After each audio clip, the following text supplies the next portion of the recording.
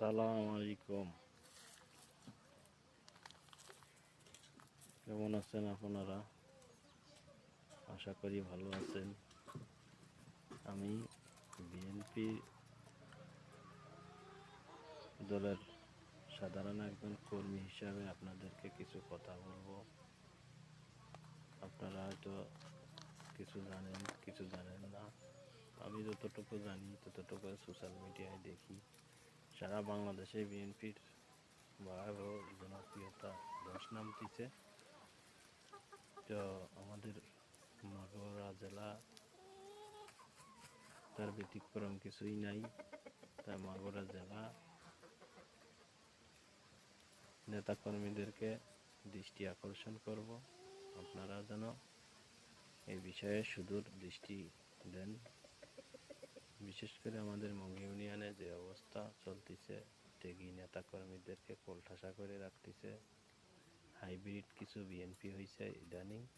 এই হাইব্রিড বিএনপিরা বিগত আওয়ামী লীগ আমলে অনেক আওয়ামী লীগের কাছ থেকে সুযোগ সুবিধা নিয়েছে। এখন আবার বিএনপির সুবাতাস বইতেছে, তারই ঘ্রাণ গন্ধ পেয়ে বিএনপিটি এসে বিএনপির হাইব্রিড নেতা হয়ে গেছে, নেতাকর্মী হয়ে গেছে। আর আমাদের মাগুরা জেলা বিএনপির যারা ঊর্ধ্বতন কর্মকর্তা আছে, ইনারাও মনে হয় চোখে মনে হয় কালো চশমা পরে আছে, যে ওয়ার্ডে ইউনিয়নে কারা বিএনপি করেছে, কারা নির্যাতিত হয়েছে, কারা নিপীড়িত হয়েছে, কারা বিগত আওয়ামী লীগের 15-16 বছরে আমলে কেস মামলা হয়রানির শিকার হয়েছে, পাট খেতে ঘুমাইছে, ধান খেতে ঘুমাইছে, জঙ্গলে ঘুমাই থাকছে, কেস মামলা নিয়ে বাড়ি ঘুমাইতে পারি নাই, বহু ছেলে মেয়ের সাথে ঠিকমতো কথা বলতে পারি নাই। এখন যাই হোক, সেটা তো আল্লাহ মাফ করেছে।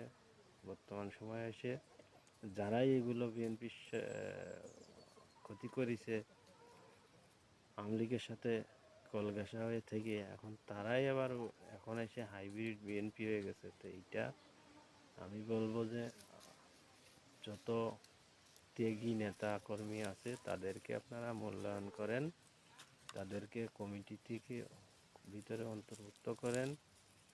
তা না হলেই সামনের দিনগুলোয় হয়তো আপনারা বুঝতে পারবেন যে জনগণ কী জিনিস। জনগণ একবার মনে করেন যে যারা 15-16 বছর ধরে